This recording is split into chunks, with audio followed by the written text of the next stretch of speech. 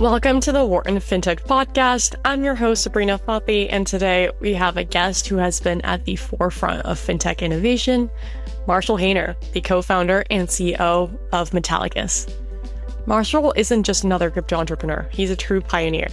From building the first Bitcoin wallet integrated with Facebook, to playing a key role in the early days of Dogecoin and Stellar, he's been shaping the blockchain industry from the very start.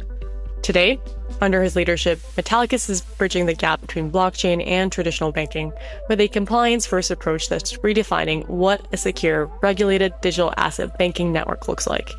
In this episode, we'll be discussing the rise of compliance-first fintech and why regulation could be crypto's biggest unlock, how blockchain and banking can truly merge beyond just theory, lessons learned from their recent crypto collapses and what they mean for the future of fintech. And of course, we'll get Marshall's take on where crypto is really headed in 2025 and beyond. Marshall, welcome to the podcast. Sabrina, thank you for having me. It's a pleasure to be here. It's a pleasure to have you. So let's dive right in. You've been involved in blockchain since the Wild West days, from the early days of Bitcoin to Dogecoin and Stellar. What first drew you into this world? I would say, the thing that excited me the most about cryptocurrency was I discovered it in late 2009, and it was because of BitTorrent. So it was really the advent of decentralization and the idea of the decentralization of money. I was a child of the internet, so I was born in the 80s, grew up, in the 90s in the .com, right? When we used to dial up to the internet. And so watching the internet grow and evolve, what really made it powerful, why is the internet valuable? It's decentralization. Right? It's being able to access information globally from anywhere in the world, 24/7, instantaneously. And that's, the most powerful, idea behind the web is that anybody can publish to the web, that we can be global, but instantaneous. And my journey really started with data, was the idea that we could share, just going all the way back to Napster. I'm a Northeastern student, or former Northeastern student, dropout like all good entrepreneurs. But of course, before I left, one of the things that I was very interested in was looking at decentralization of data. And if you remember, the founder of Napster, Sean Fanning, was at Northeastern. Thought that was really cool. And in my journey there, I started looking at file networks and how they grow. And this is, flashback 23 years ago. It was, it was still the dawn of the internet. That was the beginning of the .com, really, right after the late 90s. And there came about this thing called Direct Connect, which was like a thing that people used on campus. Also Facebook, that was the origins of Facebook, was at Harvard University. And you had to have like a Harvard or MIT or Northeastern or Boston College or Boston University email address to get in. And so, I was, part of that scene that in the 2000s, playing with the technology. I ended up leaving school and moving to California about 13 or 14 years ago. And one of the exciting things about blockchain, how I got involved in it, was my interest in decentralized networks. So there was this thing that came about around that time, 2003, I want to say was the beginning of it, was this thing called BitTorrent. And that was created by a founder named Bram Cohen, really cool guy who has his own crypto project now called Chia. And BitTorrent at one point became 80% of all the internet web traffic. And around that time, this is around 2008, I started to think, I wonder if there was some way that we could monetize this. And a very popular artist showed up on a private forum for BitTorrent and said, hey, I'm my own music producer, label, everything, right? And I could just release this, but how could I get paid? Am I going to use Visa or PayPal or something like that? Doesn't seem like that would really work in a global platform. And somebody said Bitcoin, and I Googled it. I think this was like late 2008. And that was the beginning of my journey. And so I became obsessed with it. I downloaded the original Bitcoin Core client. I mined on my 2008 MacBook Pro when I lived in Boston up until I melted the motherboard and I brought it to the Apple Store. And they said, what are you doing? I said, mining some Bitcoin. And they're like, I don't think you should be doing that with this computer. That was the beginning of my journey, really, was falling in love with the internet as a kid, in college, discovering decentralized file networks and thinking, this is interesting. I'm kind of skipping over a lot. I was very interested in cryptography growing up and was part of the cypherpunks mailing list and all that stuff. And so following all the cryptography discussions, and that ultimately led into decentralized file networks and to Bitcoin. And when I first discovered it, it didn't make any sense to me. played with it for weeks. Like, how would a bank connect to this? How would PayPal connect to this? Thinking like in traditional merchant services, payment processing, and I couldn't see any link to it. And then the idea that it was a magic bean, as the early Bitcoiners called it, magic internet money, that exploded like an idea in my mind.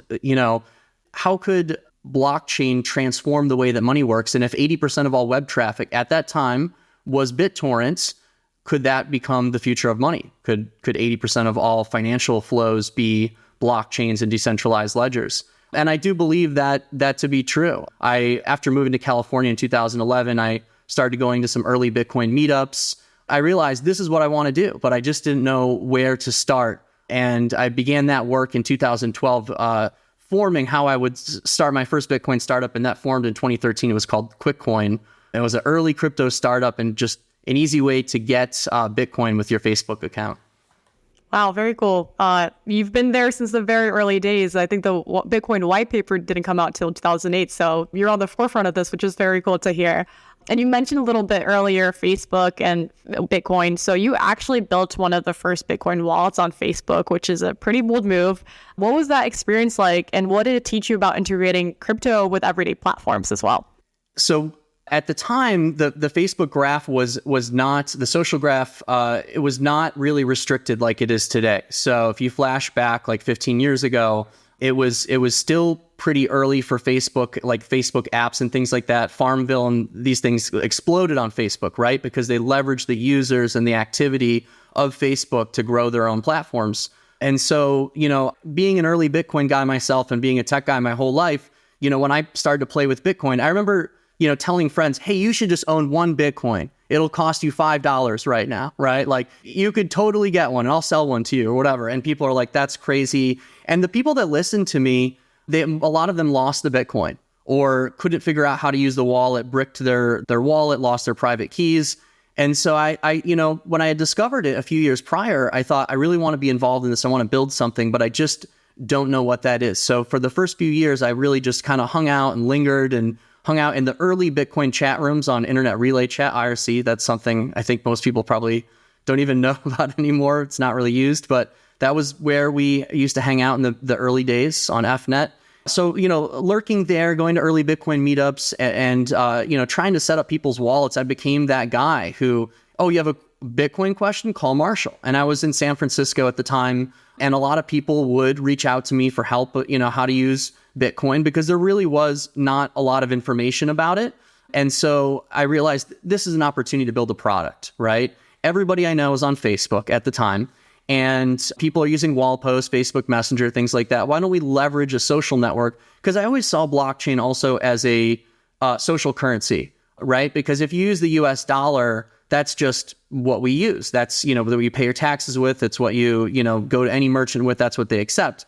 Bitcoin was at least in the early days, was a philosophical idea that we would separate money and state. And so that's how it started. And a lot of the early Bitcoin ethos was down with the banks. We're going to just do away with the banks with Bitcoin. And I think I was one of the few people that thought that's not going to happen. Banking is the oldest industry. It is the original business. If anything, banks will just evolve, like Blockbuster Video, ultimately evolved into Netflix. Not the same company, but the vision of streaming entertainment, right?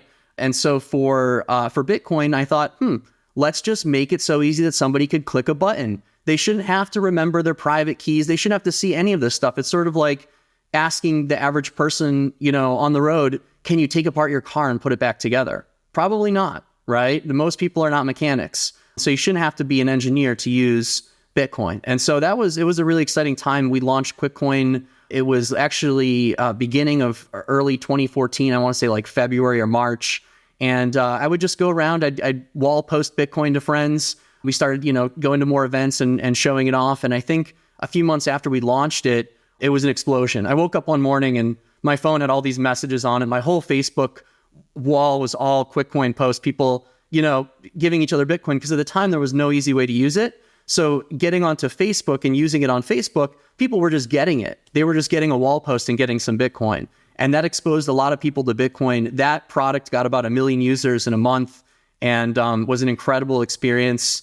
And that journey really I guess you could say, launched my career in crypto and my interest in trying to make it accessible. I knew that the technology was the future, but maybe we don't transact in Bitcoin. Maybe it's more of the blockchain, which is ultimately what we've realized as a space, that it's the technology. It's not necessarily one particular digital asset. I'm sure people would want to spar with me on that and, whatever, but that's the reality. That's what I believe. And, flash forward all these years, you're going to see the same types of those innovative early technologies, but now using stable coins and using things that we are more familiar with. That's not to say, Bitcoin or Dogecoin or XPR or Ethereum or some of these other assets are not valuable in their own right, but most people are going to ultimately end up using blockchain in the future without even really knowing they're using it. And I know a lot of people say that, but I think I might have been the first person to say that. Yeah, 100%. I mean, crypto isn't the most user-friendly even today, but back in those days, it definitely was not user-friendly, and it was very tough for people to understand what was the thing. So after your first crypto projects in 2012, a couple of years later, you founded Metallicus. What was the aha moment for you that led you to found Metallicus? Was there a gap in the market that you were specifically trying to fill during this time? Yeah, so after QuickCoin, I joined Stellar Development Foundation and was there for the Stellar launch. So the very beginning, this is before people knew what it was called. It was secretbitcoinproject.com. And it was cool. It was, in San Francisco, it was cool to work with Jed and the team, a great team over at Stellar. And what we did was we built, when I was over there, we built something that was very similar to the QuickCoin wallet. And we launched Stellar with the Stellar wallet using the Facebook graph, very similar product. My role was technically community, even though I was kind of like product manager, customer support, technical support, product design. I was doing a bunch of different things. And I realized, I think that this is really the product that I want to build. I really want to make it easy for people to use crypto. And there was a time at which point Stellar said, we're going to shut down this wallet. And I think at the time it had close to like 6 million users on it. And I said, I don't want you to shut down this wallet. This is like why I joined this is why I'm here, right? And that wallet shut down and I left. And that was the beginning of Metallicus. There's a little bit of stint in between. I worked at a company called Block.io for a little bit in between that with a friend of mine, Atif Nazir. And he was one of the first Dogecoin wallets. And we ended up acquiring a company called DogeChain.info. It was kind of like a take on Blockchain.info, the early first Dogecoin web wallet. And that's where I met Glenn Marion, our now CTO and one of my best friends. We hit it off. And at one point we kind of looked at each other and said, do you want to go start our company together? And he said, absolutely. And that was the very beginning of Metallicus. Wow. I did not realize you were also pretty early with Dogecoin. We're going to speak a bit more about your Dogecoin involvement in just a bit, but very interesting and very cool. So going back to Metallicus, unlike some other crypto companies, you decided to prioritize a compliance-first approach when starting Metallicus. What motivated you to prioritize regulation from the very early start? Yeah, so, one of the things is that it's very difficult in the world of blockchain digital assets around the banking and payment sector. Now, that's been an evolving thing since I came in, but, the ethos, like I said, in 2009 and 2010 was, people saying down with the banks, this will replace the banks. And I thought, am I crazy? That's not right. That's why is everyone saying that?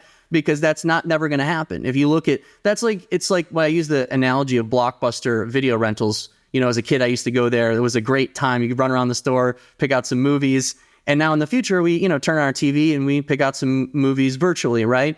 And so that evolution, it's like, as an analogy, it would be like saying, well, now that we have Netflix, we don't need the entertainment industry, right? No, you do. You do, because the backbone, everything in the financial system is relying on the banking industry, right? And all the way to the central banks and the IMF, you have a global network of banks, right? And so to say that you do away with the financial system would be crazy. That's not going to happen. But what will happen is that the financial system will evolve technologically, we'll have more transparency, we'll have faster settlement, and we'll have an alternative to state-sponsored dollars, right? So you'll have, like we used to have gold, but now we have what they call digital gold, right? Bitcoin, and everything that came after that, Dogecoin, Ethereum, things like XPR, Metal Blockchain, that's where all of this is going. And so to say that banks would go away, I don't think it's it's really an accurate representation. What ultimately is happening is that banks are adapting, financial institutions are adapting, and blockchain is really this, I like to compare it to AI because it's a revolutionary technology that you can see the massive potential for how it's going to change the world. And I can talk a bit on those points of how big blockchain is going to change the world and already has. Similar with AI, right? How is it changing how universities teach, right? How, I'm sure there's a conundrum right now with papers, academic papers and AI and stuff like that. So blockchain poses a similar questions to lending, the lending system, how banks work, capital reserve ratios. And I'm kind of going in a long circle here, but my point to make is that they can coexist and that the early community did not feel that way. And then you have new people that come in that won't even say the word Bitcoin. They'll only say decentralized ledger, and they live firmly in the world of banking, but they dip a toe in the blockchain or DLT world. I realized, from my journey, from the very beginning of QuickCoin and watching crypto companies struggle, that, if you did the compliance right, that would be the first step to meeting in the middle and shaking hands with the bank. Why are all these companies laughed out of the room when they come and say, hey, I'd like to partner with your bank or Visa, to do blockchain related stuff? They were laughed out of the room because they didn't have the compliance, the anti-money laundering standards, what's known as the BSA Bank Secrecy Act. That doesn't apply in a permissionless network unless you built a platform around it that leverages that technology. So one of the first things I did when I started Metallicus was I went into Visa and I hired a bunch of ex-Visa executives around the compliance and on payment side, and they really helped. They really helped me informing my early compliance strategy. I set it as our motto: always act in good faith with full transparency and accountability. And that's used to have that in the wall in San Francisco when we used to have an office there. It really has been the keystone to what we've been building. And in the beginning, we started in 2016. It was unsexy, right? It was unsexy to say, we're going to make the blockchain compliant. People say, you're evil, you're bad, you're anti-blockchain, you're anti-Bitcoin. But at the end of the day, I want people to have a good experience. If your grandmother, your grandfather, your sister, your brother gets on a blockchain and does something, you don't want to hear a horror story about how they lost their money or they got scammed. You want to hear an amazing story. You want to hear, I bought one Bitcoin for $1,000 and now it's worth 100,000. I started DeFi lending and I lent my USD in the form of stablecoin, and I'm earning 8%, 9% APR, the same that a hard money lender would get. The bank's not even giving me 2%, right? And they keep lowering it and lowering it. And so, how do these technologies, how are they ultimately going to integrate with banks and financial institutions? Compliance. And also ease of use and security. You have to have the trifecta. And all of these things have to, like my car analogy, they have to operate under the hood, and you have to be able to not look at them and for everything to operate smoothly in order for this to be successful. Just like a car, right? If every time you got in your car, the check engine light would come on, you probably wouldn't drive it too much. You'd think I have to get my car. No, God, I can't deal with that right now, right? And that was what Bitcoin and cryptocurrency was like, 15 years ago, 13 years ago. In the early first couple of years, it was very hard to use. And even myself would have problems with wallets and things. And it was really through those personal experiences that I learned the compliance isn't necessarily a bad thing. It's a good thing. And how could we further improve the blockchain to leverage this technology where it makes our lives easier? Think about how your social security number is a string of digits that once it's out there, anybody can have it, right? Imagine giving your password to everybody that you interacted with and said, if you want me to send an email, I'll send an email. Here's my email password. Log in and make sure I send it, but don't send any emails, right? That's what the social security system looks like today with your social security number. It really should be more like Bitcoin, right? With a public and private key. Hey, my name is @Sabrina. And if you want to check my credit score, you can send me a request and I'll cryptographically sign it with a private key, but I don't give out that private information, right? And that's the same thing as card payment networks, right? The Visa, you go back to the origins of Visa and the Sears card, the original charge card, they used to have carbon copy paper. And on your card, you might wonder why the numbers are raised. Most of the cards are getting rid of this, but the numbers are raised so you could put a piece of carbon copy paper over it and copy the full 16-digit card number, right? And all the information. And so that idea is going away. That idea is going away for things like blockchain and DLT, and cryptography in general is solving a lot of these problems So I see blockchain as really cash on the internet. It's the universal bearer bond of the internet. We never had that before. We had payment systems. We had PayPal. I was one of the first early PayPal accounts. I think 1997. They closed my PayPal account randomly one day because of my crypto involvement. It just shut down. And I thought that was really funny because the lady on the phone said, "I've never seen a PayPal account this old."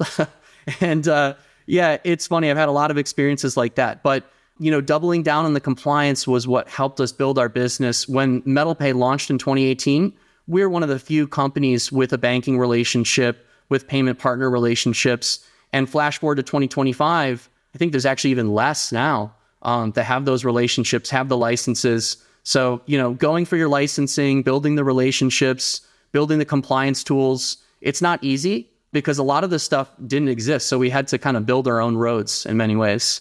And you've always embraced compliance since the very early days, but not all players in the blockchain space have embraced compliance, or not everyone has good intentions. So we've seen in the recent years, there's been companies in this space that have been bad actors. And with that, the critics are quick to say, oh, this is why it's never going to work. How can these companies be in compliance? How can they be regulated? Which really does sometimes set back the world of blockchain and the mission of some companies that have good intentions. So what are your thoughts on that? How has that, I guess, affected your progress at Metallicus, and especially when you're trying to lead from a compliance first angle?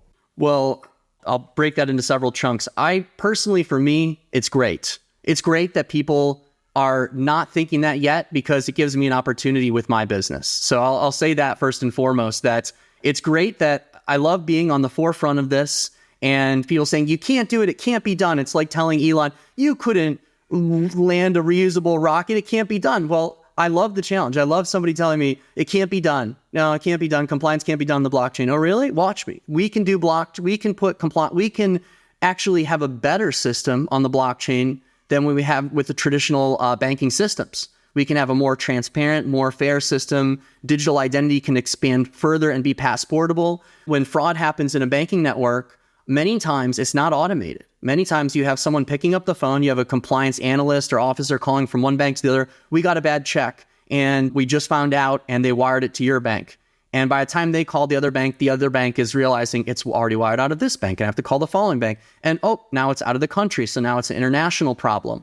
And, the people that are defrauding these systems, they know that. They rely on that. And so, when people told me in the crypto space it can't be done, I said, well, how can it be done?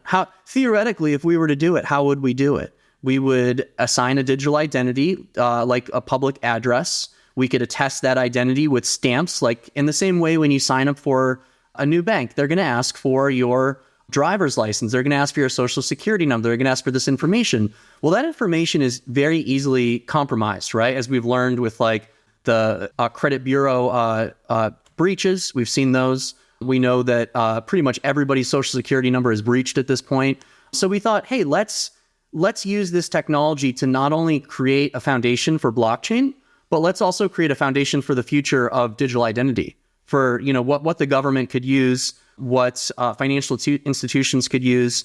And so when people said you couldn't do it, I really doubled down on it. And we looked at, there were a lot of academic papers around how to do this and standards of how to do it, but it was surprising that no one had done it. No one had, flashback. I think we started that work about 5 years ago. We had been eyeing it for many years, but it takes time, right? Like the earlier, like Ethereum in its early state, it wasn't really ready to do something like this yet, just because we knew that the potential scaling issues and costs of doing something. This is before the L2s had kind of popped up, before Arbitrum and Optimism, which improved it a lot. So we really had to start from scratch. We built our own network called XPR Network, where gas fees would be relatively almost free, and so efficient that you could do that you could have all these different companies stamp your account. That's at Sabrina is really Sabrina Fati. And we verified that her social security number, her date of birth, her address is all correct. You can't see that, but you can see that this verifier verified it. And then ultimately building that protocol that information could be encrypted and shared and signed in a way that, you won't have to do this every time. You won't have to enter your social security number every time. You won't have to, take a photo of your ID or do these very painful things. That was really the friction between blockchain and traditional finance, was that it's hard to know where money is coming from and going to in either world and where they interface. It's a little bit easier in the world of banking because names are attached to accounts. But in the world of, let's take early Bitcoin, for example, it's what they call pseudonymous. It's not pseudo-anonymous. It's not fully anonymous, but it kind of is, right? Your name's not attached to it, but we could use this thing known as blockchain analytics, where we look at different nodes and we look at different address clustering, and we could get like what I call best guess technology. And I realized if we're going to reach BSA standards and the banks and the blockchains are going to merge, which is going to happen, that's happening, then what we're going to need is we're going to need to comply with BSA, and we're going to need to be able to go even further. We're going to need to be able to secure people's data better than it's ever been secured before. And I would argue over the next 5 years, technology increases exponentially, and the threat actors increase exponentially. And so in order to meet these growing threats, we do actually need the blockchain and distributed ledger to meet those threats. But for the average person, how do you make it simple and easy to use? And so that's really been the battle for us with the compliance pieces. I want you to be able to enter your info when you sign up and you create your ID, your digital ID, just once.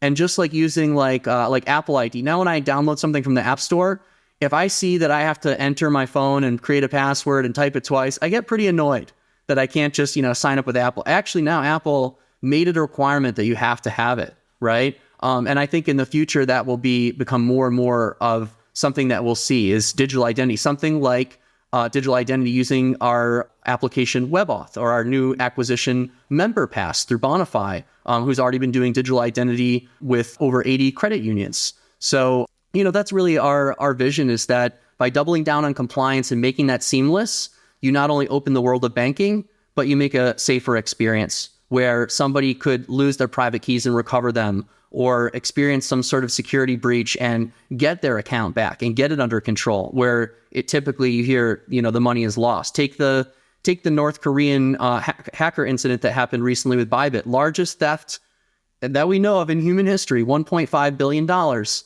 On that network, it's really hard to reverse anything. And some would argue that's, the irreversibility makes it a blockchain. But at the same time, if the U.S. Treasury Department had this happen, would they honor it? No, they would freeze those funds, right?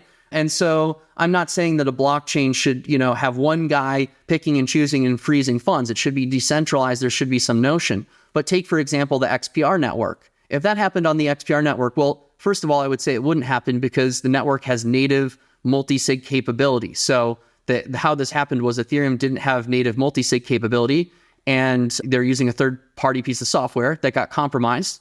People trusted it. They relied what they see on their screen is real, and they're not decoding the actual transaction raw data, which they should have been for a $1.5 billion transaction, and they got hit. In this other model, and as we were building these things, we thought about these things. How can we make sure that they're really secure? Well, multi-sig needs to be a native function of the blockchain. Multi-sig on Bitcoin, Dogecoin, it's great. Litecoin. They're all very similar. It's great. But you know what we can't do? We can't rotate our private keys. We can't add new signers. Once we create a multi-sig address, that's it. You have to, start fresh if you want to create a new one. So why not give the ability to add multiple permissions? If I opened a trust account for my family and for my daughters, I would just add their names to it, right? I wouldn't have to go to the bank and open a new trust account because the old trust didn't have their names on it, so you have to make a completely new one. And so blockchain, why can't we do that? And so these are things that we thought about as we built out the network. And then take, for example, the case of, an arbiter, right? In the XPR network in Bitcoin, and I'm not saying there's anything wrong with this, it's just a different way of doing things, an older way of doing things. You have the pseudonymous network. So you have miners, Bitcoin miners from all over the world. They can kind of control the blockchain in the sense that the longest chain wins. So the miners and the nodes basically sync their information, and you have the miners every block getting their new block rewards. And if they come out of sync, the way that in Bitcoin that we reconcile it is we always go with the longest chain. So longest chain of transactions. And luckily, we have not had really many hard forks in Bitcoin. I think we've had 2, I want to say. And so, other networks, hard fork every couple of weeks. That's crazy. But in the XPR network, you have this notion of what we call a consortium. So the block producers, the miners in this case that are mining the coins, they are known as validators in this network because they're not using proof of work, they're using proof of stake. And then they, almost like a government, elect other miners, or we call block producers, into a consortium where they cycle in and out and they act in service to the blockchain. And so in the case of like a $1.5 billion hack or something like that, the consortium would rally together and say, freeze that address, right? It's not just one guy doing it. It's block producers from all over the world that are, being elected and serving a term in a decentralized manner, and they can make those decisions. So that's a natural evolution of decentralized networks. It's not purely technology. And sometimes we have to remember that a blockchain is only as good as the technology, and there are humans, there are real developers and real people behind it. And a lot of people are good people. Yes, there are bad actors. There will always be bad actors in the history of humankind forever and ever. There will always be a bad guy, right? But there will also always be good guys. And so leveraging those good guys and leveraging the powers of open source, we can move past this. So you look at something like what happened with Bybit, and it's really a wake-up call to say, hey, multi-sig should allow people to add multiple signers with different permissions and add and remove. And we should also have the ability to have a consortium of miners. And the Bitcoin people would hate that I would say this right now, but if I went and I looked at the hashing chart of Bitcoin, is more than 51%, compounding into mining pools that might be in the same country or might have the same ownership? And I would say yes. And so how do we distribute that more? There has been a fear of proof of stake because people say, well, it's not truly decentralized, or we'll allow one person to take over. And after so many years of operating proof of stake networks, we've moved beyond that people will still argue that, but we're learning as we go. And it's just like, I like to use the AI analogy because same thing, we're learning as we go. And you look at like quantum computing, it was only recently that Google technically invented a new state of matter. That's incredible to reach the level of qubits that they've reached, right? So in the same way in blockchain, and we're watching that in blockchain, of course, we know, when quantum computing could reach an area that we could have collisions and things like that, and we're watching it, and we're evolving those technologies to meet those demands. But yeah, we need to keep an open mind. And in the world of blockchain, I always tell people to keep learning and focus on new things, because when you narrow your track and you say only Bitcoin or only XYZ asset, you put on blinders and you stop focusing on the technology, and it becomes more of an ideological cult, in my opinion. And so I've always been not a Bitcoin maximalist. I love Bitcoin. I'm an early Bitcoin guy. I'm an early Dogecoin guy. I'm a huge Dogecoin guy. I was there at the very beginning. But I would never say that one thing beats everything. The strength, in the same way that blockchain empowers us by decentralizing our network of money, the network of assets also creates a free and fair market for competition and ideas. 100%. And as you mentioned, all the things that you're building to make sure that not only is what you're building compliant, but also safe and secure. It makes me think of something I always think about is where there's money to be made or financial gain to be made, there's going to be bad actors. And we see in traditional finance all the time, these banks struggling with this every day. And blockchain, just like banks, are also struggling with this. And each of these parties is also building safer and secure ways to perform in the markets. So very cool. But I guess one thing that some critics might say on the blockchain side is that when you're embracing compliance, you're also slowing down innovation. What do you say to that? How can you strike the balance of being compliant while at the same time still pushing the boundaries of innovation? I think that's a cop-out. At this point, when people say that, is my digital identity getting in the way of you writing code? No, can't be. Can't possibly be. Because it's optional. It's not there, and if a blockchain did require it, and I would argue that I've said this before, if it's not open source, it's not a blockchain. It's a database, it's a distributed ledger, it's something like that. And there are, quote, air quotes, blockchains that go around there saying I'm a blockchain, but their GitHub is not open. Their repository is not open. Well, I'm sorry, that's a database. We're living in the world of blockchains, not databases, although we work with many databases. We interface centralized and decentralized systems, right? And so when people say, it's getting in the way, compliance is getting in the way, it's an opportunity. It's an opportunity to build that technology. We need to build that technology. I want to keep my grandfather, my sister, my daughters safe when they use the blockchain. I don't want them to lose money. I don't want them to fall prey to scams. If your bank account got hacked, are you worried about not getting the money back? No. You're insured by the FDIC up to $250,000. If the bank collapses, the bank itself will protect you from these things. So why should our crypto companies and platforms not protect us? And furthermore, why should those companies not be working on and building blockchains and smart contracts and systems that not only protect us, but make our experience incredible, right? You look at like companies over the past few years that have done incredible work. I like to look at Apple and Tesla. I'm a big fan of these companies. They make life better. They make it more pleasurable. And that's why they're so successful, right? I can use my full self-driving. I'm using my AirPods. I'm using my technologies that they invented that, people said it was crazy or people said, can't be done. And that's the way that I look at identity. People get a bad feel about it because of the pain points of the older systems, right? The pain points of Bitcoin 1.0. When Coinbase was just getting started, when the early crypto exchanges were just getting started, it was hard. The compliance programs were hard. It was easy to get locked out. People still get locked out today, but as time goes on, systems start to get better and better and better, right? And so, we look at digital identity, we look at compliance as a moving target and something that's always evolving, and it never will get in the way of what other people are building. If you want to go build something that will run amok of compliance laws, you can do it. And if you want to build something that can interface but give, people privacy while using these tools, you can also do it. And, I think that intellectually it's great when you look at like something like Zcash, it's great to have zero knowledge proofs and have this technology. How can we leverage it in the ways that will make the customer's life better, right? And the user's life better and people's lives better. And I do believe that blockchain, it's a very powerful sword. On one side, you have all the good it can do, and one side you have all the harm it can do. And that's the same way with any great groundbreaking technology. And it's the same with money today, if you think about it. Money today, even with the traditional banking system, can be used and is used, unfortunately, in bad ways. But wouldn't it be better if in the future, when something bad happens, we can press a button and every single network knows about it simultaneously? Every bank in the world knows, versus, finding out days, months later, running a seminar or program on it. They have to train all your executives and, you've missed all this time. And guess what? The bad guys, they're moving 10 steps ahead while they're running those seminars, while they're trying to implement those systems.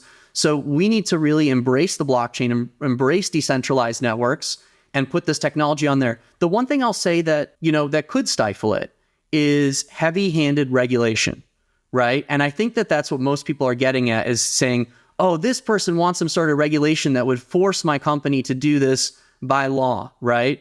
And I have been fighting against heavy-handed regulation for quite some time now. I authored a bill in 2020 called the Cryptocurrency Act 2020. I think it was a great bill. It was only 3 pages long, as most bills should be, when most of them are. You look at the ones that are coming in now, that they're discussing now, they're 80 pages, 90 pages. And guess what? They have a lot of irrelevant stuff added, what they call in DC pork, that people will throw in, lobbyists, politicians will throw in last minute. When I submitted my bill to Congress in 2020, which was a really cool experience, I got to ride under the Capitol building in the special train with the Secret Service badge and hand the bill to a member of, an agent in Congress who stamped it and brought it in. It was a really cool experience. It was a really good bill. It was a really good bill at the time because it gave clear definitions at the federal level of what's a crypto commodity, what is a crypto currency. What I was calling cryptocurrency is what we call stablecoin, because cryptocurrency, that's like what we think of as currency, as USD, right? Or other fiat currencies. And then crypto security. And that could be like an asset, that could be like a deed of that could be like a US Treasury, or something that bears returns or is an investment product on chain, like BlackRock's BITL token or something like that. Or it could be something that didn't intend to be a security and became a security. And I really wanted to see the 3 agencies give really proper and clear guidance. And I'm really happy today to say in 2025, under the current presidential administration, we're getting it. Feels so good to see that. People fought me tooth and nail. There were people, when I submitted that bill, that said, this is wrong that you submitted this because you didn't go through our people first. And I said, well, that doesn't sound very American, does it? Why should I have to work through your lobbyists or your team or your people? Why? Because they want to add pieces to the bill, the pork, right? and they attacked me. They attacked me in Washington. They used lobbyist groups. But a lot of our elected representatives came to me and said, that was awesome. That was really cool what you did, and we really respect it. And I started to build inroads with a lot of policymakers, and that proved to be really valuable. I think that in the future, sorry, I'm going off a little bit here, but I just wanted to say that it's really important that we get it right. EU has MiCA, and that's a great platform for digital assets. Japan has their own thing, right? There's many countries have kind of leapfrogged ahead of the US because I think in many ways we weren't in the right presidential administration. We didn't have the right people in place to make these decisions and to say these things. The OCC in 2020 did some incredible work releasing memos about banks being able to run blockchain nodes, issue stable coins. And that's the type of guidance I expect to see over the next 4 years. I'm really excited for it. Unfortunately, it wasn't going to happen in the previous administration, and everybody who was following crypto could kind of see that. You could see how the former chairman of the SEC had kind of weaponized the agency in a way against crypto, and then now you're seeing the news of the cases being dropped. And I think that it's taking a different stance towards, let's issue very clear guidance around, instead of saying, the guidance is already there. You could take anything and apply a lens to it and a framework to it. It doesn't mean that it's right?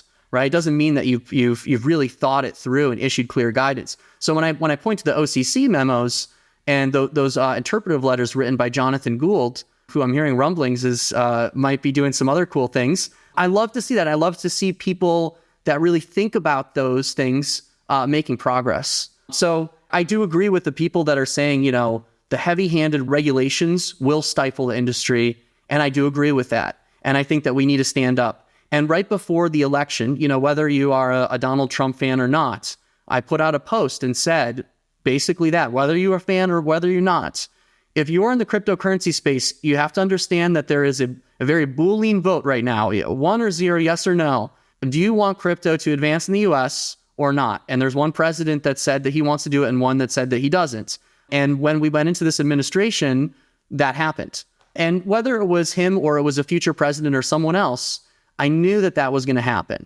And so every time I see one of our elected representatives, whether it's the future president or it's a new chairperson for an agency or something like that, I'm always going to stand up and say what I think is the right thing for the digital asset space and is the right thing for people as a whole. What's the moral and ethical right thing? Because unfortunately, I think there are a lot of people, not only in the crypto industry, but in the world, that will do anything for the dollar, right? And I think you see that a lot in crypto. You see a lot of, this is the other side of the sword we're talking about, the nasty side. I'll take Pump.Fun, for example, where there are meme coins. I don't think there's anything wrong with meme coins. I sit on the board at the Dogecoin Foundation. I'm an early Dogecoin guy, and that's what brought me and my co-founder together.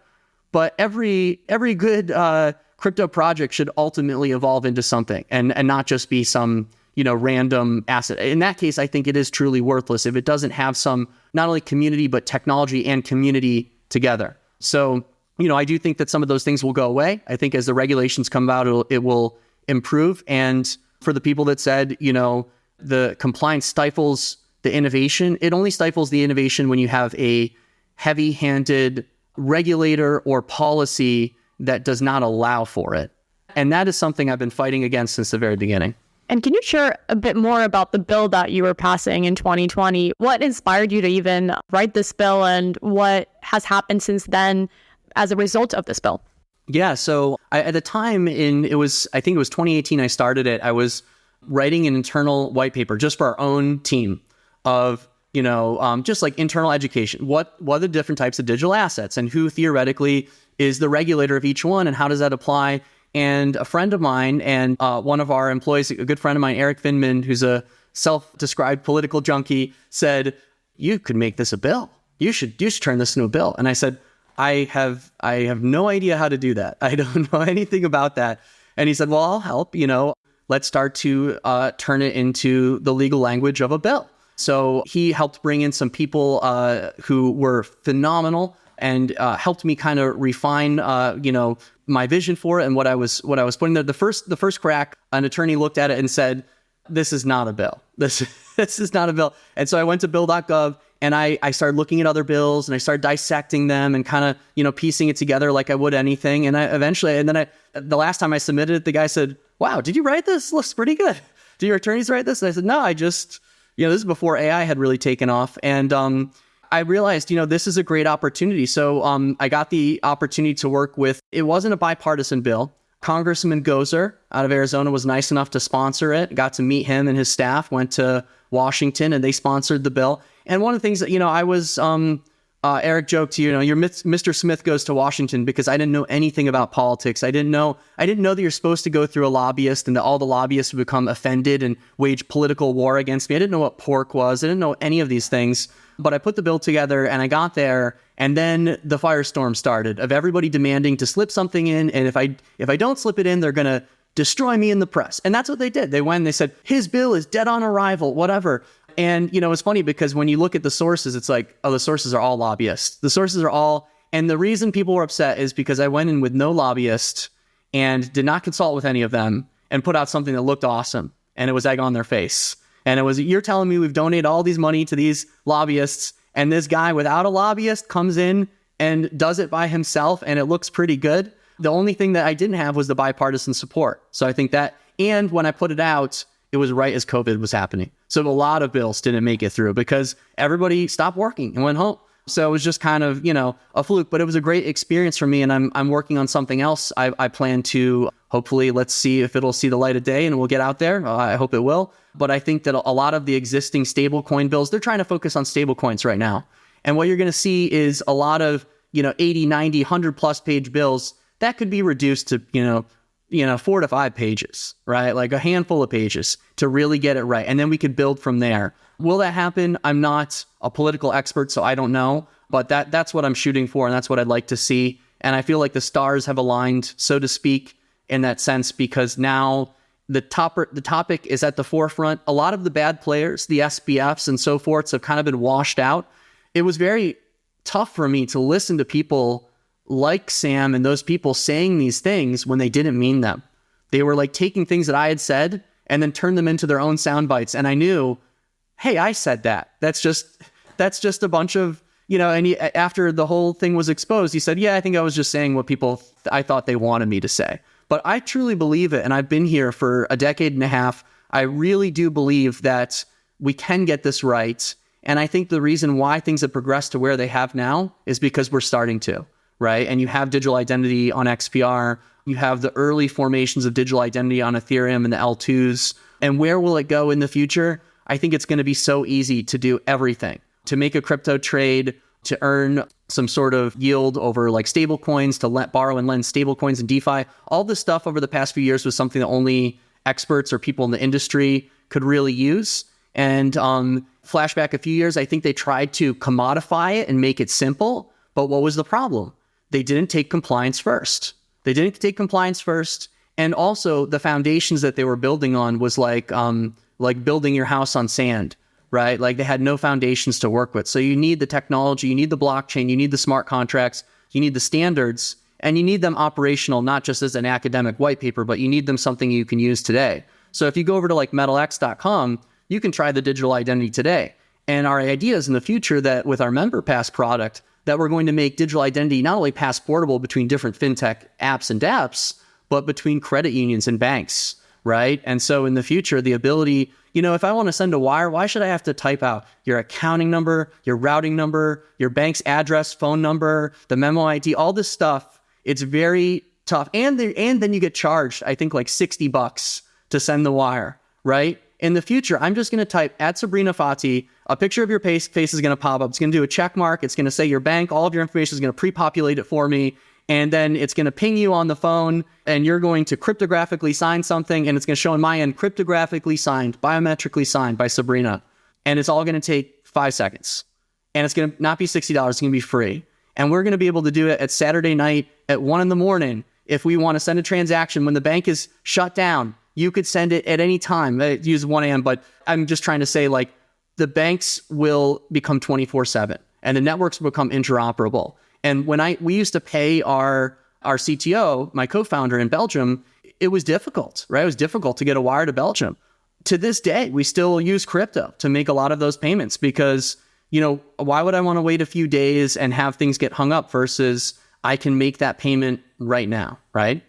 Yeah, 100%. That's really what excites me the most about crypto as well. I'm not originally from the US, so every time I'm sending money back home or getting it, it is such a process and you have to get those numbers right and it takes days, weeks even. So that's really what drew me to crypto in the first place is how could we make this process easier and not so tedious, which is exciting to see. Talking a bit more about this embracement of traditional finance and banks, your grandfather's career at Merrill Lynch really gave you a deep respect for traditional finance. How has that influenced your work at Metallicus?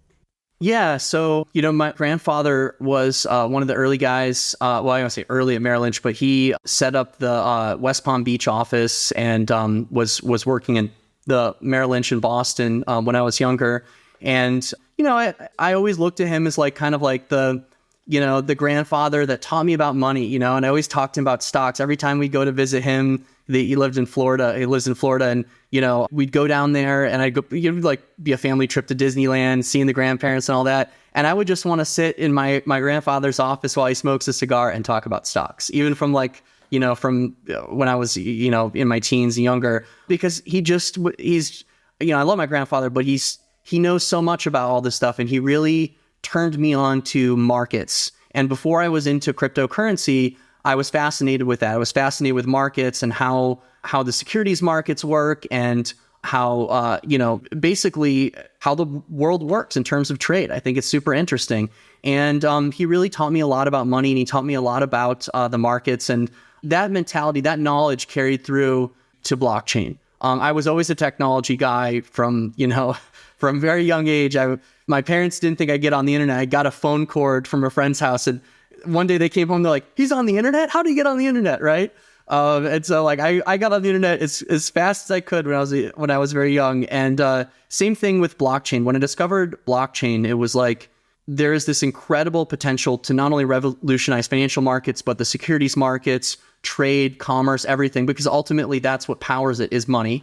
And, when I discovered Bitcoin, I realized the same thing as BitTorrent. This thing was very nascent at the time. You could mine it on your home computer.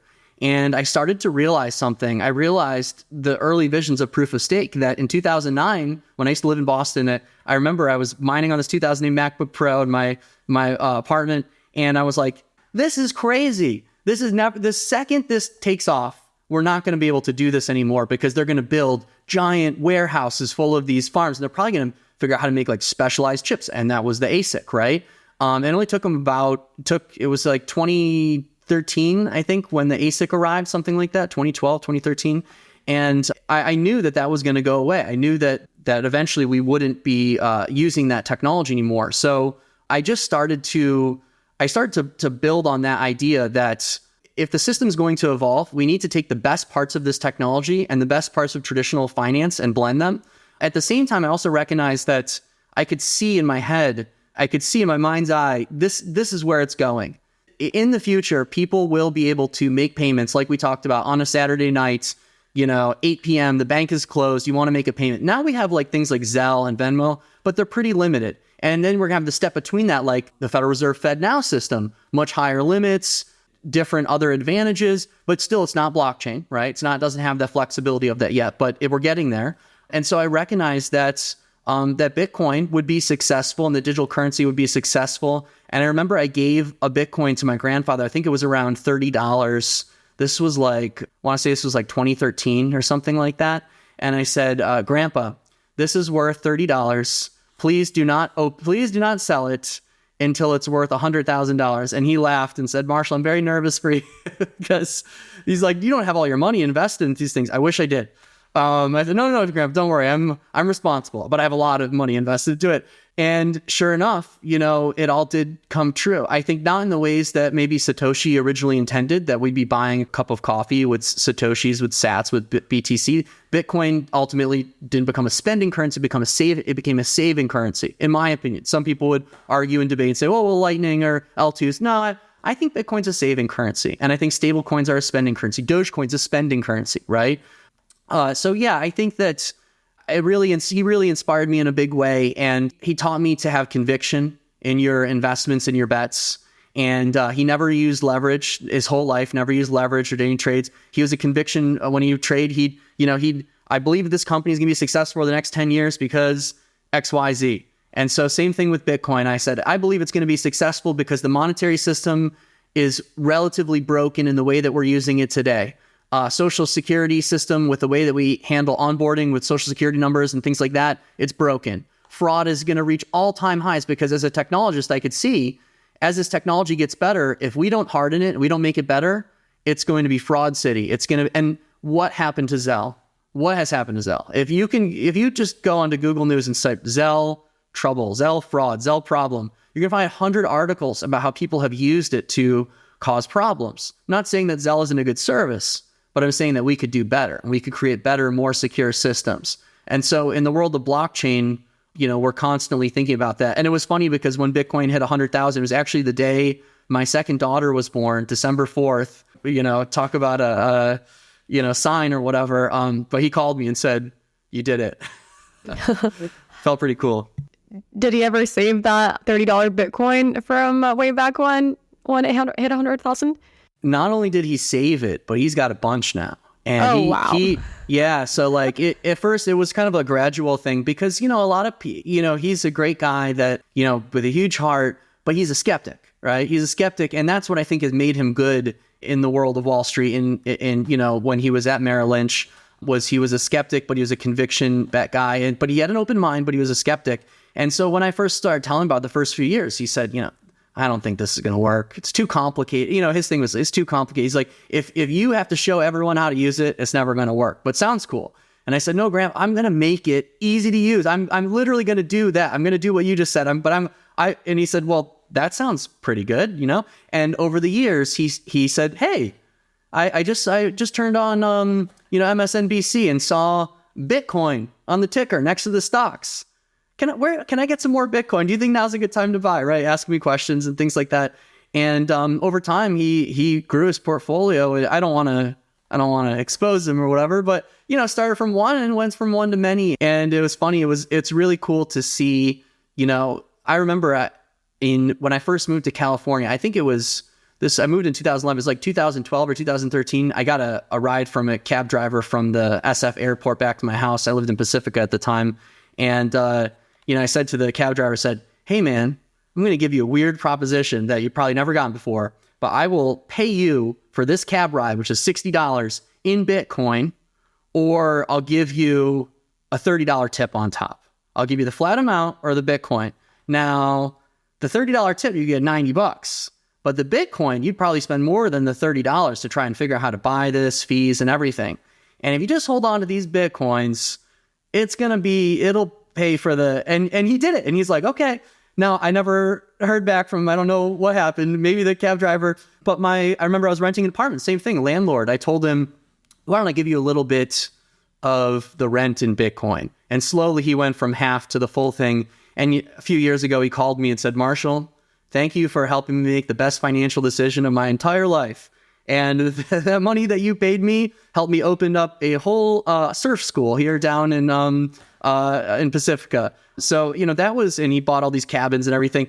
It really feels very good for me to hear these stories where people have these experiences, not just like making profit, but also learning about the technology. I have so many stories of, my younger friends who just graduated a few years ago and are now working in the space, or have dabbled with it and have grown their careers in finance through their knowledge around it. Or also a lot of people who were interested in it and became developers and got into engineering and were really bit by the engineering bug because they were met with a problem that really fascinated them.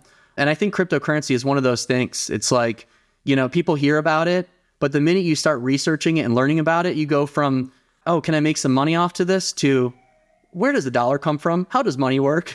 And you start asking these deeper questions that I think can serve you not only through life and your career, but generations can make these better decisions. I saw a video on X the other day where I don't know if it was scripted or not, but a guy's girlfriend was asking him to buy her a purse for $2,000. And he said, no, I don't have the money to do that now. And she said, but you have a Bitcoin, don't you? And he said, that's not for spending. And I thought, this guy's onto something. He said, I don't have the $2,000 to buy the purse, so why would I take out the debt? And I sure as heck am not going to spend this Bitcoin, right? And I think I commented like, hey, that guy's going places. Because that's the type of thing that happens with people when they start to discover this technology. It's a really interesting technological problem that we solved, the Byzantine fault tolerance problem, which is started from like, it was like a war games problem. How do we send a general from, whenever you see BFT, Byzantine fault tolerance, it's actually like a war game of how do we send a general from one side of a town to the other to tell the army on the other side to attack at the same time, but he's going to go through this town as a spy dressed as someone in that town. How do we know he's not compromised? And the message is received on the other side unaltered. And that's what Bitcoin is, and that's what blockchain is. And so that problem being solved has opened the door to a million other problems, everything from zero knowledge proofs to digital identity to interfacing with banks. So sorry, I went off on a tangent, but I mean that from, being interested in the stock market as a young kid, it really started as just sort of like looking up to your grandfather, being like, what's he doing? I want to do that too. That looks cool. That looks fun. But I knew that world wasn't for me. I've always been a tech guy. So it was always the technology that fascinated me. And when I married these two worlds, that's when things really got exciting. Wow, very cool. Yeah, it seems like that curiosity led you to being interested in stocks. And then from there, when Bitcoin came out, what is cryptography? What is this new form of digital currency, or just what can it do? So very cool to see that. Well, one thing I'll add real quick, one of the craziest things was I was already like a cryptography guy. I was so into it. I was on the mailing list. Some people recognize this name 2600. It was an alt zine back in the 90s for hackers. That's like, I was into this stuff. And so when I discovered Bitcoin, I saw names that were in those forums, that were in those early day, they called news groups. And I was like, oh my God, like that, like it's a whole decade from 1999 to 2009. These are the same guys that I was reading about in high school. Like I read the book Cryptonomicon, was like, that kind of started part of my journey. I just wanted to say that like, it wasn't like I just discovered it. It was like, I rediscovered it. It was like, hey, these guys have been working on this and they had been working on it for decades before I arrived. Like I discovered it when I was a teenager, the cryptography. And when I discovered Bitcoin, it was like, it's like you see something that's so interesting being used in a way that will change our lives. It's like a light bulb goes off and you go, okay, I'm in, right? The meme where the guy sits forward. So I just want to say that I seeing the people that I had seen 10 years earlier got me even more excited because it was something that I was already, passionate about.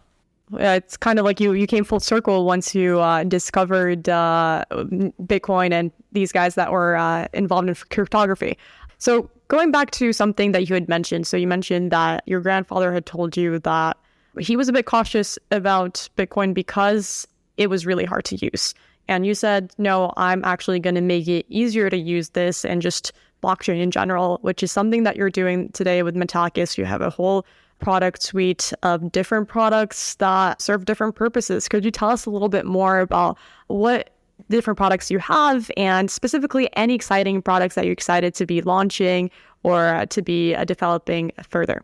Yeah, absolutely. Yeah, so we've built what we call the Metal platform, Metal ecosystem, and it's a network of blockchains and applications that's sort of like a Google, if you will. It's like our version of G Suite, but for crypto. And so we have our flagship app we call Metal Pay, which is basically like a simple, easy to use app that's live in 48 states in the US. Hopefully we'll get New York and those last 2 states this year. And it's also live in Australia, New Zealand. We're adding more countries. It's just a simple app you can download in the App Store or Play Store to buy crypto. You can link your credit or debit card and you can buy some crypto with it. From there, we have a non-custodial wallet we call WebAuth Wallet. That's our wallet product. And it's built around the idea of web authentication. So previous wallets, you have to like open the wallet. Like if you are doing something in Web3, you either open the website inside the wallet or use like something like Wallet Connect to connect to it, and you kind of move back and forth between apps. We don't think that's the right way to go. We think that you should be using the existing cryptography on the device. Every phone actually has what they call a secure element, which is the equivalent of a crypto hardware wallet in it. And we can utilize that technology in the form of web authentication. And that's why you've seen more and more companies adopting something called passkeys lately. So you'll see that in many apps. So we were early to the passkey space. Webauth.com were the first, web authentication-based wallet. And what that means is you can do your crypto activity inside your browser, like Chrome or Safari, and you never leave. And you sign with your Face ID, and your device is your tracer. So now you no longer have to carry around this like dongle with you. It's this complicated thing that makes you maybe not want to do it. Now you can just do it on the go. Face ID, you can add or remove devices. It's really fantastic.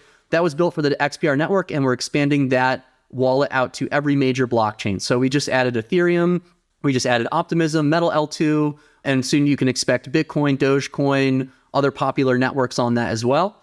And that's our non-custodial wallet product.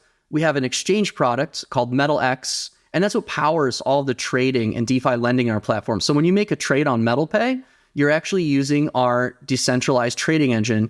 And we built that because we felt that exchanges lacked a certain level of transparency, centralized exchanges, and that also that you really should be able to have full power and control of your assets. So we wanted to build something that was fast, upgradable, that could happen on chain. And we believe that the future of crypto trading is going to happen on the blockchain. We're going to actually leverage these blockchains to do the trading activity themselves.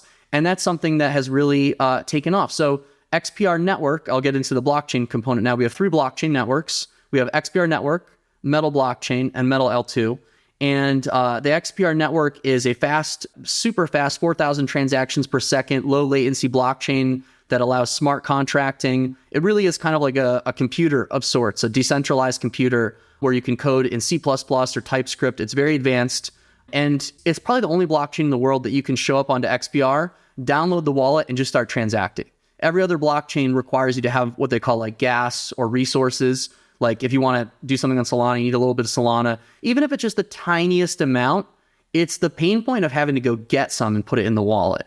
So what we built is a resource model that makes it super easy for people to use. You can go to webauth.com, you can sign up, and you can start transacting with 0 gas fee immediately. And the way that works is, again, through that decentralized governance system where this consortium will delegate some resources to different dApps on the network.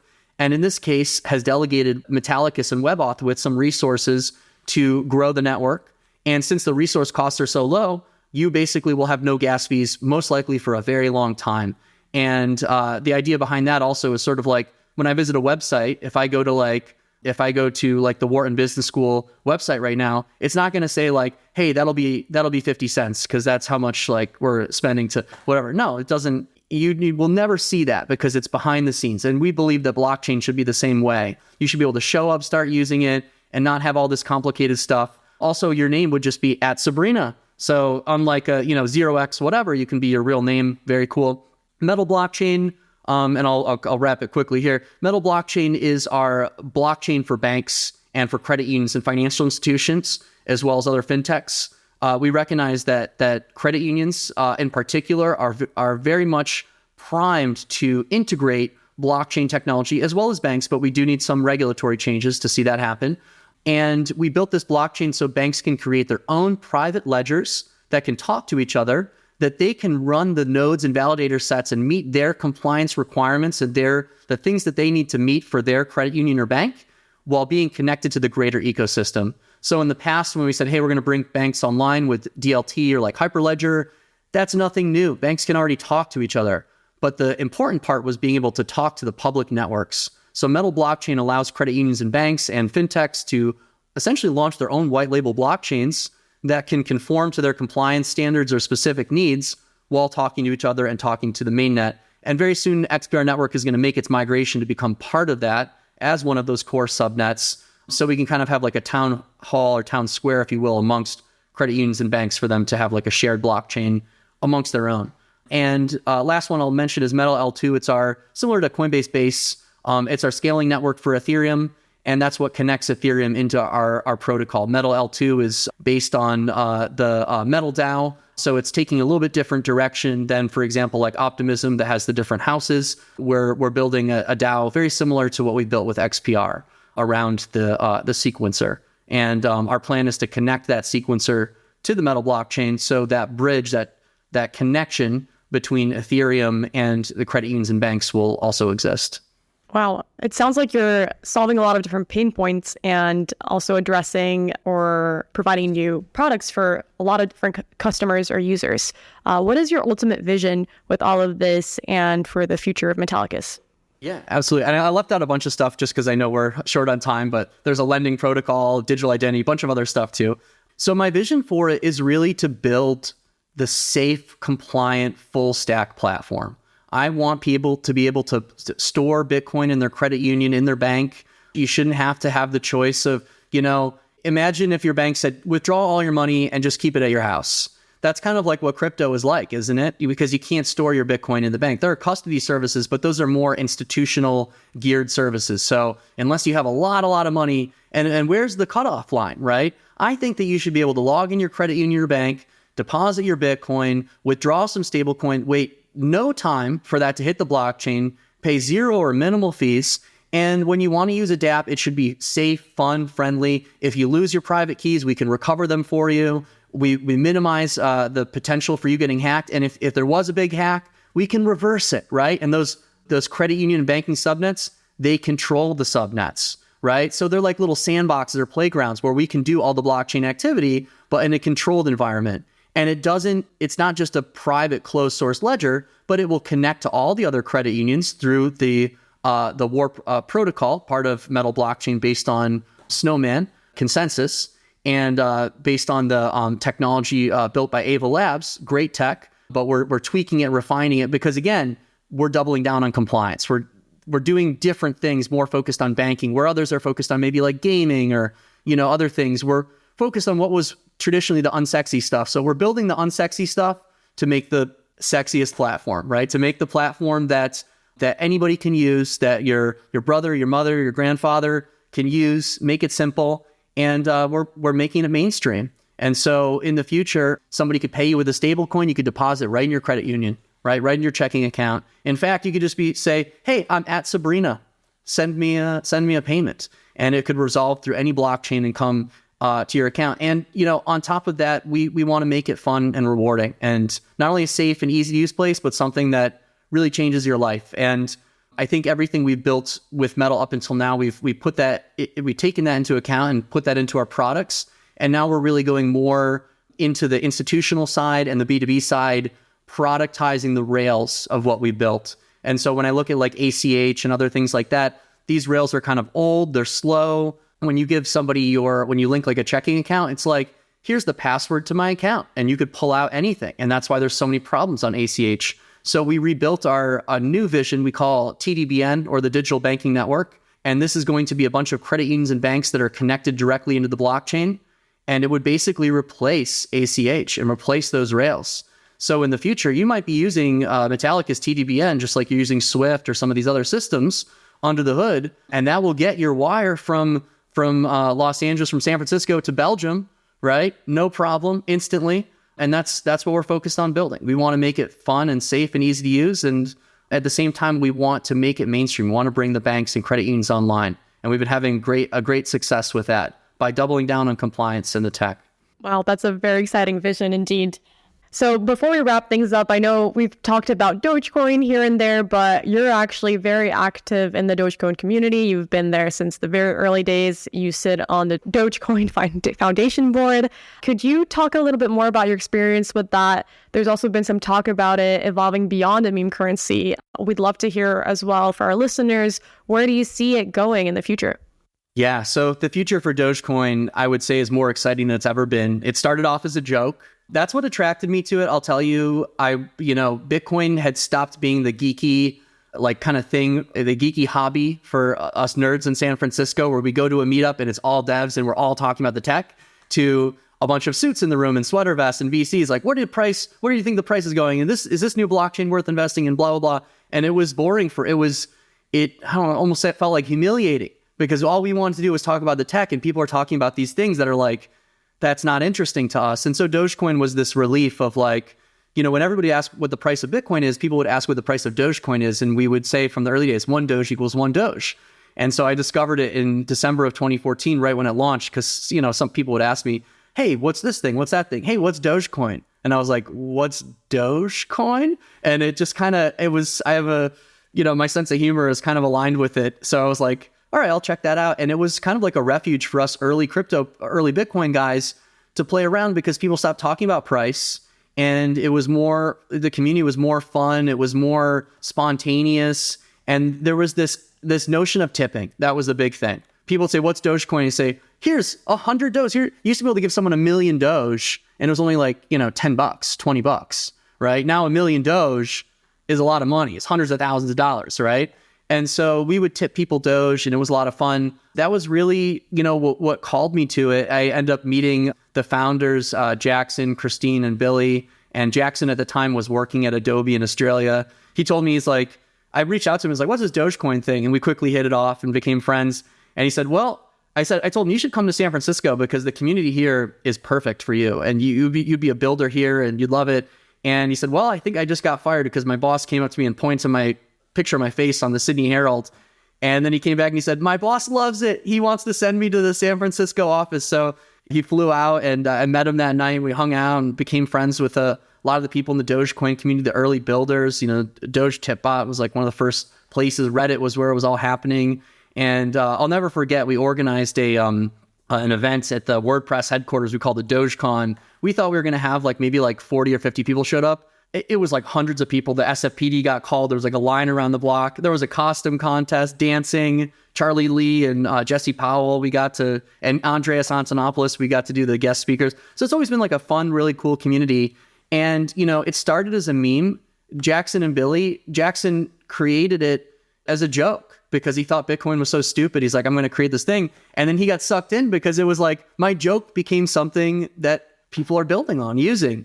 And so flash forward all these years, I've been involved from the very beginning because I just happened to be around and I noticed it. And my personality aligns with Dogecoin and the founders and the people. Jackson's no longer really involved, but Billy is still around on Twitter. You can find him on X. And Christine's pretty quiet. But the whole community is still there. And, over the years, the Dogecoin Foundation was formed in the very beginning. There was a quiet period where there's very little activity with the foundation. And then around 2020, activity started to pick back up, and I got invited to join. And I've been helping grow the foundation, working on different initiatives. And what's happened is we've brought in some huge benefactors and partners and people that see the potential with Dogecoin. It's like Bitcoin, but it's more experimental, and we can do other things with it. It has a different inflation mechanism. It inflates a lot. It inflates 5 billion coins per year. That's fixed. And then that number basically just becomes less and less proportionally every year. And that number was a mistake by Billy because he actually meant to have it less, and he put too many zeros into it. And then somebody said, wait, did you mean to make it that much? And he said, screw it, whatever. So it really kind of helps us understand that our assumptions, what they teach in, the economics 101 or maybe even the PhD program, they might just be assumptions.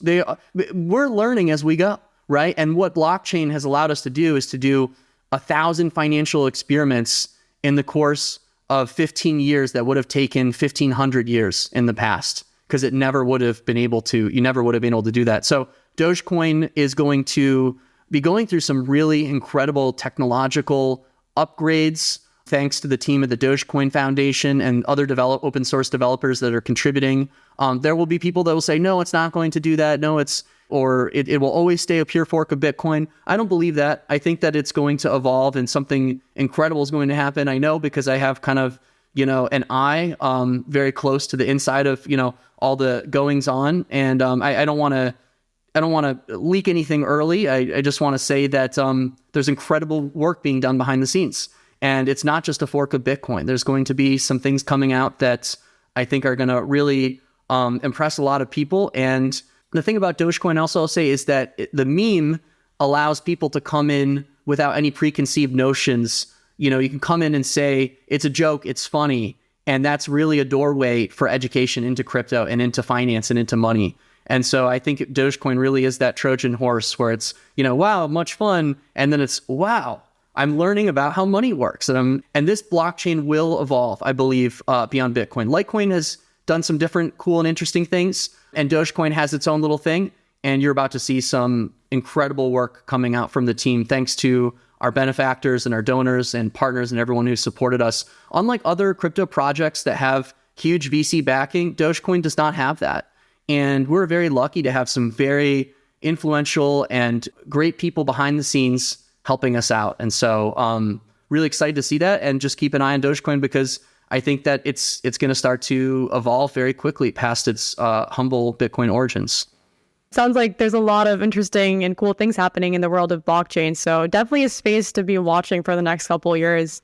And before we wrap up, we have our Blitz Round, which is a rapid fire round of questions. Let me know whenever you're ready, Marshall. Let's do it. All right. So what is a book or a resource that has shaped your thinking about fintech and blockchain? Oh, Digital Gold is a good one. That's definitely a good one. There's a book called Age of Crypto. I'm going to go back to some older books to start at the beginning. So Age of Cryptocurrency, that is a fantastic book. It talks, I make a little cameo in the book. It's all the early Bitcoin and crypto founders and their journey from Coinbase to Gemini to Eric Voorhees, myself, and others, how we got started, what's the ethos. And that is a great book just to read about the culture and to understand, where we came from and how we've evolved. And then I would say, beyond that, there's so many great resources, but I think that, one of the best places you can be, and I'll just give a little plug to X, the crypto community is very active on X, formerly known as Twitter. You should be following all the going-ons there, because there's a good way to kind of, pull all that information in. Also, if you have the MetalPay app, you're automatically subscribed to the newsletter. Every week we send out a newsletter, we give all that information. But those two books, great place to start. Another, I like to just give these early foundational books, because we could go way forward in the future, but I think that most listeners are probably, if they're already deep in crypto, then they already maybe have read these or know. So for, beginners or people that just haven't heard of these books, Age of Cryptocurrency, Digital Gold, and also Andreas Antonopoulos, Mastering Bitcoin 101, start there. That's gonna give you the tech and cultural foundations for everything. And I could go on and give you a list of 100 books, but just start with those three. Awesome. Well, I'll definitely be noting those down. I don't think I've been exposed to them yet. So thanks for the recommendations as well. What is one underrated skill that's crucial for success in crypto? Oh man, there are so many. I would say, maybe I could give more than one, but let's just say, first and foremost, you really need to tighten your security. You really need to think about how all of your, if you're entering the space, one skill to have that will serve you, not only in crypto, but in life and in general, is to learn about security, to tighten up all your devices, to tighten up all of your accounts. When we looked at this recent hack, it probably could have been avoided if there was tighter security internally. So learn about security, learn about these things. I think that is a skill that, maybe I'm just bringing that up because of that incident that happened, but learn about security. It's very important. And everything that crypto is built on is hedged upon security. That's what it is. It's a security product. It's a guarantee of an unalterable ledger that can't be changed, right? And I would also say, learn to code. Even if you don't become a coder, just take the intro classes. Just, cut your teeth a little bit. Learn a little, make a Hello World application on the blockchain. Learn Solidity 101 for Ethereum, right? Or learn some TypeScript 101. Just simply taking this intro class is going to expand your knowledge. And when you read that book, read the Andreas Antonopoulos Mastering Bitcoin. It might be a little dated, but it's, when you're a freshman in undergrad and college, what do you read? They give you the dated book, right? So I think that's, you're starting at the very beginning, read that book. Also take intro coding class. And then I would say one of the most important things also is learning the culture of crypto and becoming a part of the community. So I know I said one, but here's three. And that last one, the third one, is get involved. Go onto X, go into the Telegram room, go onto the Reddit subreddit, and read everything you can to become engaged. And download the wallet, put some coins in it. Even if you're not doing something with it, send a penny around, transact with it. If you can, the XPR is probably on the blockchain. You can do that with, but send us some payments around without paying too many gas fees. Use it. Use the technology. Those three things. If you learn about security, you take the intro, kind of like coding classes, also the books I mentioned, read those books. And that third one, the culture, is very important. Learn about the different blockchains, the culture, just immerse yourself, get on those forums, become active. And through doing that, you're going to learn so much more than any class is going to teach you. I do think the classes are good. I think that there are a lot of different accreditations, blockchain certifications, but you're going to go from 0 to 1 so much faster by jumping into the deep end of the pool and immersing yourself. And that's what I recommend to everyone. Those 3 things. And the overarch of that is just always keep learning. Sorry, that wasn't rapid fire. No worries. Those were really good recommendations and actually help answer one of the questions I had for you, which was what advice would you give to someone who wants to succeed in crypto? So that does that. Another quick question for you is, if you weren't in the industry or job you're in today, what other job or industry would you be in? Probably AI, because I think AI is so interesting. If you asked me a few years ago, I wouldn't have said that because it's not where it is today. But now if you said, what would you be doing today other than crypto? It's hard for me to imagine because I really I've said this in the past, I've dedicated my life's work to the blockchain, to making this a reality and to empowering people through decentralization. So I don't see myself going anywhere anytime soon. But if I did, I'd probably go to AI because I think it's similar to, my skill set of networks and computer science. My expertise is not neural networks or anything like that. But if I were to look at something that I think is fascinating and is going to change the world, I'd probably be there. Awesome. And who is a leader, past or present, who's approached innovation and leadership you admire? That's a great question. There's so many people in the space, but I'm going to give a shout out to Eric Voorhees, kind of like a friend and mentor, investor to me. He was one of the early crypto people. He has stuck to his ideals and his principles all the way through. He's never changed. He's always said the same things. And he really was one of the people that turned me on to becoming an entrepreneur in the space. He was the first person to sell his business for Bitcoin. And it was a gambling site called Satoshi Dice, where people could, roll the dice for Bitcoin. And I think he sold that for $10 million. The price was around $60 a Bitcoin. That was so inspiring for me because I knew at that time when I saw that, that's going to be the epic play, right? For him as an entrepreneur, but also just his writings and his thoughts. And, I really respect people that stick to their ideals and may be attacked for them, but are unwavering and are very good at debating them and saying them. So shout out to Eric, one of the earliest crypto pioneers, first person to sell a company for crypto. And he runs the Shapeshift platform, which has been around for a decade now, I want to say. Great guy. There are a lot of people out there. I just want to give him a shout out because I think that if our people are watching, they're going to research this person. And if we want to read someone very great intellectual writings and speeches, check him out. Definitely will do. Thank you, Marshall. Those have been great answers. And overall, we've learned just so much about crypto, Bitcoin, what's happening in the space with regulation and innovation. So thank you so much for sharing your thoughts with us. Yeah, it's my pleasure, Sabrina. And thanks for having me.